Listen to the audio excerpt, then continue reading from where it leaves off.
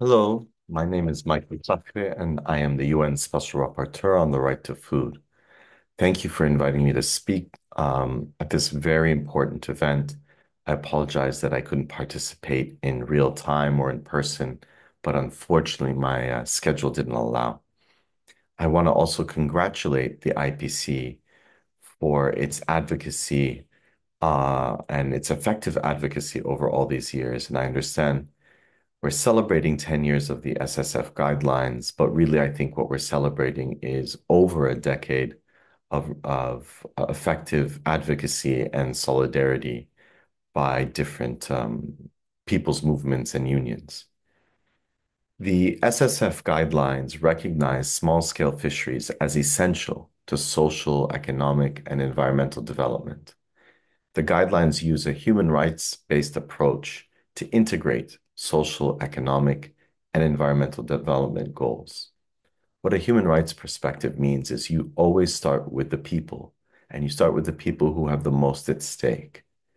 And so if we're talking about fisheries, the people that have the most at stake are small-scale fishers and workers. The power of the SSF guidelines comes from the fact that they are the culmination of years of advocacy by fisher and fish worker organizations and were developed through the participation of over 4,000 fishers, fish workers, and others from over 120 countries. The authority of the guidelines arises from the fact that they were negotiated by states and endorsed through the FAO. The SSF guidelines are key to fulfilling the right to food in the broadest sense in the context of climate change and biodiversity loss. The guidelines provide an authoritative interpretation of people's legal entitlements in regard to small-scale fishing and states' obligations.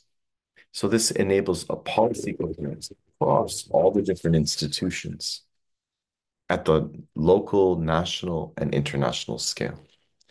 The SSF guidelines are necessary to address the long-standing political marginalization and exclusion of small-scale fishing communities.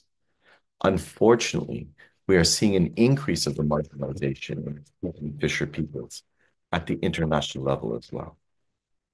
Small-scale fishers have the right to active and free participation, either directly or through representative organizations.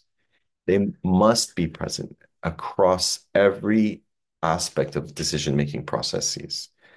Um, and in turn, states must consult and collaborate in good faith with communities that live on the coast, with communities that live next to rivers and lakes. And they must take into consideration the power imbalances. I can talk about state obligations all day, but I don't think just talking about in terms of entitlements and obligations or even violations will change anything. I think change happens when people organize and create new relationships. It's through the force of navigating and negotiating different perspectives and interests can different constituents come together in solidarity. So after 10 years from now, I wonder if we can talk about the SSF guidelines in a way that's not just that's been used as a policy tool, but as a tool that builds solidarity amongst small-scale fishers, fish workers, and their unions, indigenous peoples, women, members of the LGBTQ plus community, transgendered peoples, keeping in mind, of course, that these different constituents overlap in their identities. And I think what can unite all these different constituents, all these different perspectives, what can unite people is the fact that they're being oppressed, exploited, and their territory is being occupied by similar forces. That is, industrial fishing, countries that support industrial, countries that continue to support colonialism, countries that continue to support unfettered exploitation and destruction of nature and people's livelihoods. So I hope in 10 years from now, we'll be able to celebrate the enhanced sense of solidarity across different fishing communities and constituents.